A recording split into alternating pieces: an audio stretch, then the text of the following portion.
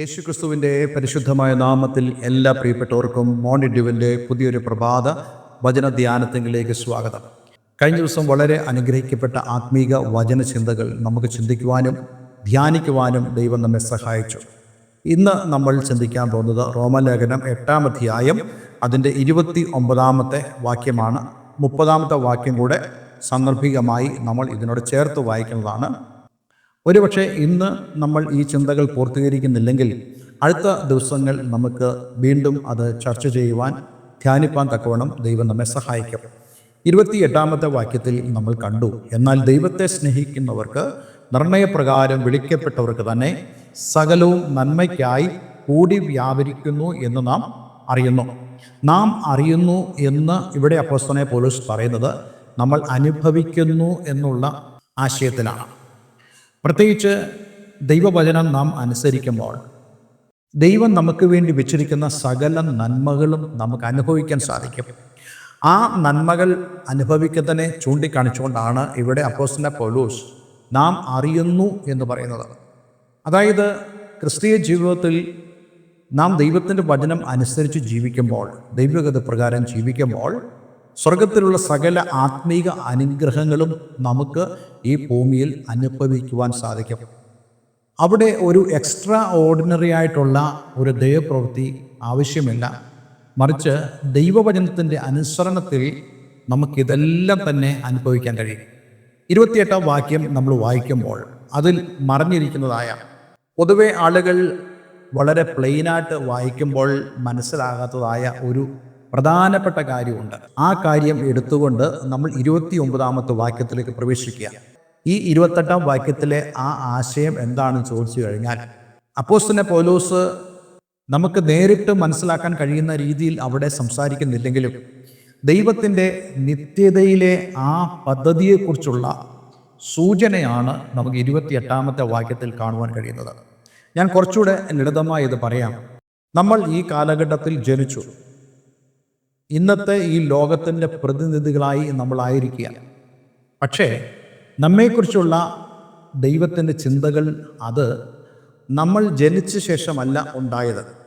ദൈവത്തിൻ്റെ പദ്ധതിയും നമ്മൾ ഈ ഭൂമിയിൽ ജനിച്ചതിൻ്റെ അടിസ്ഥാനത്തിൽ അല്ല എന്നുള്ള സത്യം ഈ വാക്യങ്ങളിൽ നമുക്ക് കാണാൻ കഴിയുന്നുണ്ട്.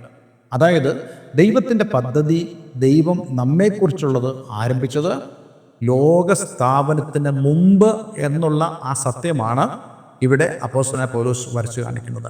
അതുകൊണ്ട് പ്രിയമുള്ളവരെ, ഇന്ന് ലോകത്തിലുള്ള ആളുകൾ നാം ജനിച്ചു കഴിഞ്ഞപ്പോൾ നമ്മെ കണ്ടു എന്നുള്ളത് ശരിയാണ്. പക്ഷേ നാം ഈ ഭൂമിയിൽ ജനിക്കുന്നതിന് മുമ്പ് തന്നെ, അതേ ലോകസ്ഥാപനത്തിന് മുമ്പ് തന്നെ ഒരു ഭക്തൻ വിളിച്ചു പറഞ്ഞതുപോലെ വെളിച്ചം ഉണ്ടാകട്ടെ എന്ന് ദൈവം പറയുന്നതിന് മുമ്പ് തന്നെ അവൻ എന്നെ അറിഞ്ഞു, എൻ്റെ വ്യക്തിത്വം അവൻ കണ്ടു. ദാവീദിൻ്റെ ഭാഷയിൽ ദാവീദ് പാടുന്നത് പ്രകാരമാണ്, എൻ്റെ അമ്മയുടെ ഉദരത്തിൽ പിണ്ഡകാരമായിരിക്കുമ്പോഴേ, ഒരു മൈക്രോസ്കോപ്പിക്ക് പോലും അല്ലാത്തതായ ഒരവസ്ഥയിൽ ഞാനിരിക്കുമ്പോൾ എന്നെ മുഴുവനായും കണ്ട, എൻ്റെ സ്വഭാവത്തെ കണ്ട, എൻ്റെ ഭാവിയെ കണ്ട, എൻ്റെ അവസ്ഥയെ കണ്ട ആ ദൈവത്തെയാണ് ദാവീദ് വർണ്ണിക്കുന്നത്. അതുപോലെ തന്നെയാണ് ഇവിടെയും നമുക്ക് കാണാൻ കഴിയുന്നു.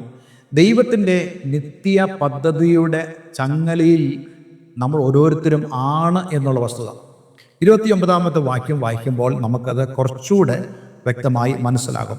29-ാമത്തെ വാക്യം ഞാൻ വായിക്കുന്നു. അവൻ മുന്നറിഞ്ഞവരെ തൻ്റെ പുത്രൻ അനേക സഹോദരന്മാരിൽ ആദ്യജാതൻ ആകേണ്ടതിന് അവൻ്റെ സ്വരൂപത്തോടെ അനുരൂപരാകുവാൻ മുൻ നിയമിച്ചിരിക്കുന്നു. 30-ാമത്തെ വാക്യം, മുൻ നിയമിച്ചവരെ വിളിച്ചും വിളിച്ചവരെ നീതീകരിച്ചും നീതീകരിച്ചവരെ തേജസ്കരിച്ചും ഇരിക്കുന്നു. ഇവിടെ ദൈവിക പദ്ധതിയുടെ ആ ചങ്ങലയിലുള്ള പ്രധാനപ്പെട്ട കണ്ണികളെക്കുറിച്ചാണ് ഇവിടെ പറയുന്നത്. ഈ വാക്കുകളെല്ലാം വളരെ ശ്രദ്ധേയമാണ്. ഇംഗ്ലീഷിൽ നമ്മൾ വായിക്കുകയാണെങ്കിൽ നമുക്ക് ഇങ്ങനെ കാണുവാൻ സാധിക്കും: four new, predestined, cold, justified, glorified തുടങ്ങി 5 വിധ കാര്യങ്ങളാണ് നമുക്കിവിടെ കാണാൻ കഴിയുന്നത്. ഞാൻ ഈ ഓരോ വാക്കും പറഞ്ഞപ്പോൾ അതിൻ്റെ ഇംഗ്ലീഷ് പദത്തിൻ്റെ സൂചന നിങ്ങൾക്ക് മനസ്സിലായെന്ന് വിശ്വസിക്കുന്നു. അതെല്ലാം തന്നെ ഭൂതകാല ക്രിയയിലാണ് സംസാരിച്ചിരിക്കുന്നത്. Glorified, predestined, preappointed, called, justified തുടങ്ങിയ എല്ലാ കാര്യങ്ങളും പാസ്റ്റ് ടെൻസിലാണ് പറഞ്ഞിരിക്കുന്നത്. അതായത് നമുക്ക് ലഭിക്കാൻ പോകുന്നതായ എല്ലാ കാര്യങ്ങളും നമ്മൾ ഫീൽ ചെയ്തു നമുക്ക് ലഭിക്കാൻ പോകുന്നു. അതായത് നമുക്ക് കിട്ടാൻ പോകുന്ന ഗ്ലോറിഫിക്കേഷൻ, ഇതെല്ലാം തന്നെ ഭൂതകാലത്തിൽ നടന്നു കഴിഞ്ഞു എന്നുള്ളതായ സൂചനയാണ് നമുക്കിവിടെ കാണാൻ കഴിയുന്നത്. ഒരു കാര്യം ഇവിടെ വളരെ പ്രധാനമുള്ള കാര്യമാണ്. ദൈവത്തിലെ ഗുണങ്ങളിൽ ഏറ്റവും പ്രധാനപ്പെട്ട ഗുണം എന്ന് പറയുന്നത് ദൈവത്തിൻ്റെ ഫോർ നോളജാണ്, ദൈവത്തിൻ്റെ മുന്നറിവാണ്. ആ മുന്നറിവിൽ നാം ആരാണ്, നമ്മൾ എങ്ങനെയുള്ളതാണ്, നമ്മുടെ ഭാവി എന്തായിത്തീരും, അങ്ങനെ എല്ലാത്തിനെയും കുറിച്ച് ദൈവത്തിന് മുന്നറിവുണ്ട്. ആ മുന്നറിവിൽ ദൈവം നമ്മെ വിളിച്ചു, നമ്മെ വേർതിരിച്ചു, നമ്മളെ മുൻ നിയമിച്ചു, നമ്മെ വിളിച്ചു, നമ്മെ തേജസ്കരിച്ചു, നമ്മെ നീതീകരിച്ചു എന്നുള്ളത് നമുക്ക് കാണുവാൻ കഴിയും. ഇത് നമ്മളുടെ മാനുഷിക ബുദ്ധിക്ക് ഉൾക്കൊള്ളാൻ കഴിയുന്ന കാര്യമല്ല.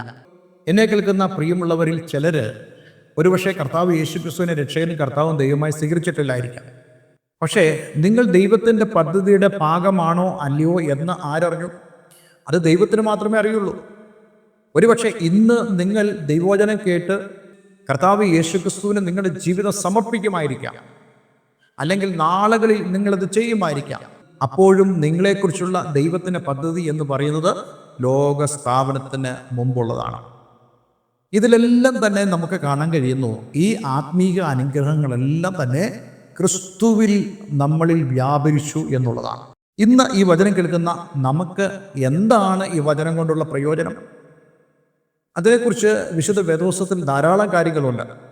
ഞാൻ ഒരു വാക്യം നിങ്ങളെ വായിച്ചു കേൾപ്പിക്കാൻ ആഗ്രഹിക്കുന്നു. യോഹന്നാന്റെ സുവിശേഷം 6-ാം അധ്യായം 37-ാം വാക്യം, പിതാവ് എനിക്ക് തരുന്നതൊക്കെയും എൻ്റെ അടുക്കൽ വരും, എൻ്റെ അടുക്കൽ വരുന്നവനെ ഞാൻ ഒരു നാളും തള്ളിക്കളയുകയില്ല. ഇവിടെ പിതാവ് എനിക്ക് തരുന്നതൊക്കെയും എൻ്റെ അടുക്കൽ വരും. പിതാവ് തരുന്നു എന്ന് പറയുമ്പോൾ പിതാവ് എന്നാണ് തരുന്നത്? പിതാവ് ലോകസ്ഥാപനത്തിന് മുമ്പ് തന്നെ തൻ്റെ പുത്രനായി യേശുവിന് കൊടുത്തിരിക്കുന്ന ആളുകൾ അവരെല്ലാം തൻ്റെ അടുക്കൽ വരും. ഇത് നമ്മെ കാണിക്കുന്നത് നമ്മളെല്ലാവരും തന്നെ ദൈവത്തിൻ്റെ പദ്ധതിയുടെ ഭാഗമാണ്. അപ്പോൾ അങ്ങനെയാണെങ്കിൽ ഇന്ന് നമ്മൾ ഈ ഭൂമിയിൽ സഹിക്കുന്നതായ കഷ്ടത, നമ്മൾ നേരിടുന്ന നിന്ദകൾ, നമ്മൾ നേരിടുന്നതായ പ്രയാസങ്ങൾ, ഇതിൻ്റെ എല്ലാം നടുവിൽ നമ്മൾ നിരാശപ്പെടരുത്. നാം ദൈവത്തിൻ്റെ പദ്ധതിയുടെ ഭാഗമാണെന്ന് അറിഞ്ഞ് ദൈവത്തെ മഹത്വപ്പെടുത്തേണ്ടത് ആവശ്യമാണ്. ദൈവം അനുവദിച്ചാൽ ഈ ഒരു ചിന്തയുടെ അടുത്തതായ ചിന്ത നമ്മൾ അടുത്ത ദിവസം ചിന്തിക്കും. പക്ഷേ അതിനു മുമ്പായി നമ്മൾ ഓരോരുത്തരും തിരിച്ചറിയേണ്ട വളരെ പ്രധാനപ്പെട്ട കാര്യം, ഞാൻ ദൈവത്തിൻ്റെ പദ്ധതിയുടെ ഭാഗമാണ്. ഒരുപക്ഷെ ഇന്ന് നാം ഈ ലോകത്തിലായിരിക്കുമ്പോൾ നമുക്ക് ധാരാളം പ്രശ്നങ്ങളുണ്ടാകാം. നമുക്ക് ഭാവി എന്തായിത്തീരുമെന്നോർത്തുള്ള ആകുല ചിന്തകളുണ്ടായിരിക്കാം. പക്ഷേ നിങ്ങൾ ദൈവത്താൽ വിളിക്കപ്പെട്ടവരാണെന്നുള്ള ഉറപ്പ് നിങ്ങൾക്ക് പ്രാപിക്കാൻ കഴിഞ്ഞാൽ, നിങ്ങൾ ദൈവത്താൽ മുൻനിയമിക്കപ്പെട്ട വ്യക്തിയാണെന്ന് ആ ഉറപ്പ്, നിങ്ങൾ ദൈവത്താൽ നീതീകരിക്കപ്പെട്ട വ്യക്തിയാണെന്നുള്ള ഉറപ്പ്, ഒരുപക്ഷെ നിങ്ങൾ വിശ്വസിക്കുന്നത് ദൈവവചന പ്രകാരം കർത്താവ് യേശുക്രിസ്തുവിൻ്റെ വരവ് സംഭവിക്കുമ്പോൾ നിങ്ങൾക്ക് തേജസ്കരണം വരുമെന്നുള്ളതാണ്. പക്ഷേ ഇവിടെ പറഞ്ഞിരിക്കുന്നു, യു ആർ ഗ്ലോറിഫൈഡ്, നിങ്ങൾ തേജസ്കരിക്കപ്പെട്ടിരിക്കുന്നു. അതായത് കർത്താവിൻ്റെ വരവിൽ തേജസ്കരിക്കപ്പെടുന്നവർ ആരൊക്കെയാണെന്ന് കർത്താവ് യേശുക്രിസ്തു ലോകസ്ഥാപനത്തിന് മുമ്പ് തന്നെ നമ്മെ കണ്ടപ്പോൾ തീരുമാനിച്ചു കഴിഞ്ഞതാണ്. അതുകൊണ്ട് പ്രിയമുള്ളവരെ, കർത്താവ് യേശുക്രിസ്തുവിലേക്ക് കടന്നു വരുന്ന ഏതൊരു വ്യക്തിയും ആ ദൈവത്തിൻ്റെ നിത്യപദ്ധതിയുടെ ഭാഗമായി തീരും. ആ ചങ്ങലയിൽ നിങ്ങൾ കടന്നു വരുന്നുള്ള കാര്യം ഇന്ന് നമ്മൾ ഓരോരുത്തരും മനസ്സിലാക്കണം. ആ ഒരു ദൈവ വിളിക്കായി, ആ ദൈവത്തിൻ്റെ തിരഞ്ഞെടുപ്പിനായി നാം എപ്പോഴും ദൈവത്തിന് നന്ദി പറയണം. ഒരുപക്ഷെ ഇന്ന് നിങ്ങളുടെ ജീവിതത്തിൽ അത് തിരിച്ചറിയാൻ കഴിഞ്ഞിട്ടില്ലെങ്കിൽ ദൈവം നിങ്ങളെ സഹായിക്കട്ടെ. ഇന്ന് തന്നെ കർത്താവ് യേശുക്രിസ്തുവിനെ നിങ്ങളുടെ ഹൃദയത്തിൽ രക്ഷകനും കർത്താവും ദൈവമായി സ്വീകരിപ്പാൻ. അങ്ങനെയാണെങ്കിൽ ദൈവത്തിൻ്റെ ആ നിത്യതയുടെ പദ്ധതിയുടെ ഭാഗമായി നിങ്ങൾ ഇന്ന് മാറ്റപ്പെടുക. എന്നെ കേൾക്കുന്ന ആരെങ്കിലും അപ്രകാരമുള്ള ആ അനുഭവത്തിലേക്ക് വരുവാൻ ആഗ്രഹിക്കുന്നെങ്കിൽ ഇന്ന് തന്നെ നിങ്ങൾക്ക് ആ തീരുമാനമെടുത്ത് പ്രാർത്ഥിക്കാൻ സാധിക്കും. കൂടുതൽ നിങ്ങൾക്ക് ഈ വചനഭാഗം അറിയണമെന്ന് ആഗ്രഹമുണ്ടെങ്കിൽ ദയവായി എന്നെ വിളിക്കുക. നമുക്കൊരുമിച്ച് പ്രാർത്ഥിക്കാം. സ്വർഗീയ പിതാവേ, ഇന്ന് ഞങ്ങളെ കേൾപ്പിച്ച വളരെ മനോഹരമായ സന്ദേശത്തിനായി സ്തോത്രം. ഞങ്ങൾ ദൈവത്തിൻ്റെ നിത്യപദ്ധതിയുടെ ഭാഗമാണെന്ന്, ആ ചങ്ങലയിൽ ഞങ്ങൾ കണ്ണികളാണെന്നും അറിയുവാനുള്ള ആ വലിയൊരു ഭാഗ്യം ഞങ്ങൾക്ക് തന്നതിനായി സ്തോത്രം. ഞങ്ങളെക്കുറിച്ചുള്ള ദൈവത്തിൻ്റെ ഉദ്ദേശം എന്താണെന്നുള്ളതും ഞങ്ങൾ ഈ വാക്യങ്ങളിലൂടെ മനസ്സിലാക്കുന്നതിനായി ഞങ്ങൾ നന്ദി പറയുന്നു. ഈ വചനം കേൾക്കുന്ന ഏവരെ ഞാൻ യേശുവിൻ്റെ നാമത്തിൽ അനുഗ്രഹിക്കുന്നു. പ്രാർത്ഥന കേട്ടതിനായി നന്ദി. യേശു ക്രിസ്തുവിൻ നാമത്തിൽ തന്നെ. ആമേൻ, ആമേൻ. ഇന്നത്തെ വേദവചനം നിങ്ങളുടെ ജീവിതത്തിൽ അനുഗ്രഹപ്രദമായി തീർന്നു ഞാൻ വിശ്വസിക്കുന്നു. ഈ സ്ക്രീനിൽ കാണുന്ന ഫോൺ നമ്പറിൽ ഞങ്ങളെ വിളിക്കുക. എല്ലാവരും ദൈവം അനുഗ്രഹിക്കട്ടെ. Have A nice day. God bless you all.